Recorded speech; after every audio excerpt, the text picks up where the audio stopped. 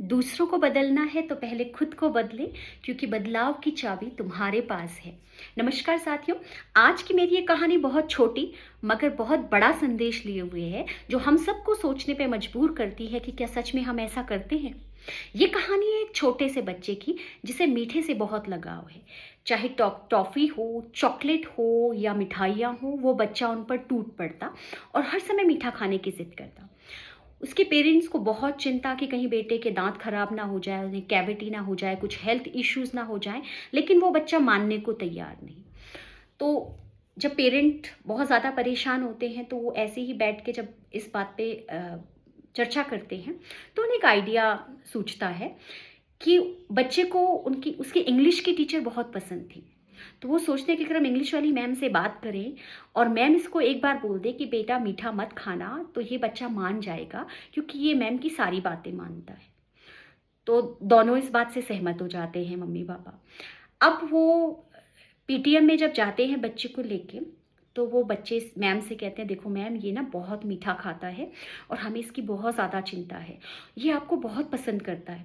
आप इसको एक बार बोल दें कि बेटा मीठा नहीं खाना है, तो ये मीठा नहीं खाएगा। मैम इसे थोड़ा समझाइए। तो मैम बच्चे को देखती है, पेरेंट को देखती है और कहती है कि ऐसा करना, आप अगले पीटीएम में आना, अभी मैं इस बारे में कोई बात नहीं करना चाहती हूँ। तो पेरेंट्स को बड़ा बुरा लगता है। वो कहते हैं, हम इतनी उम्मीद से मैम के पास गए और मैम ने इतनी रूडली बात कर दी। तो वो कहते हैं कि पता नहीं बच्चे को ये इंग्लिश वाली मैम क्यों अच्छी लगती है। तो बच्चा फिर भी जो है मीठा खाना नहीं छोड़ रहा है। अब जब दूसरा पीटीएम होता है तो इंग्लिश वाली टीचर खुद पेरेंट को फ़ोन करके कहती है कि मैम, आप दोनों हस्बैंड वाइफ कल आइएगा अपने बच्चे के साथ। तो पेरेंट को बड़ा आश्चर्य होता है कि अब क्यों बुलाया है ना। तो फिर भी वो चले जाते हैं, वो बच्चे को लेके अपने साथ पीटीएम में जाते हैं। तो जब बच्चे और पेरेंट मैम से मिलते हैं, तो मैम बच्चे बच्चे को बड़े प्यार से कहती है, देखो बेटा, आपको टॉफ़ी, चॉकलेट, बिस्किट और मिठाइयाँ कुछ भी नहीं खानी है, क्योंकि अगर आप खाओगे तो आपके दांतों में कैविटी हो जाएगी, आपको हेल्थ इश्यूज हो जाएंगे। बेटा, मानोगे ना मैम की बात? तो बच्चा बड़े प्यार से कहता है, यस मैम। तो मैम कहती, अब से तो नहीं, आपकी कंप्लेन नहीं आएगी? तो बच्चा कहता है, नो मैम।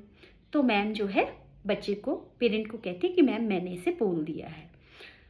तो पेरेंट मतलब एक दूसरे को ऐसे देखते हुए फिर देखते हैं मैम को और बच्चे से कहते हैं, बेटा आप थोड़ा बाहर चलो, हम अभी आ रहे हैं।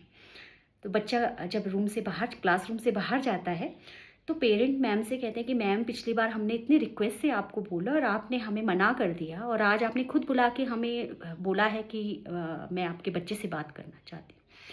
तो उसकी इंग्लिश वाली मैम हंसती है और कहती है कि देखो मैम, आपने मुझे जब बोला तो तब मैं खुद ही चॉकलेट्स, टॉफ़ीज़ और मिठाई की इतनी दीवानी थी, मैं खुद ही बहुत ज़्यादा खाती थी, तो मैं बच्चे से कैसे बोलती?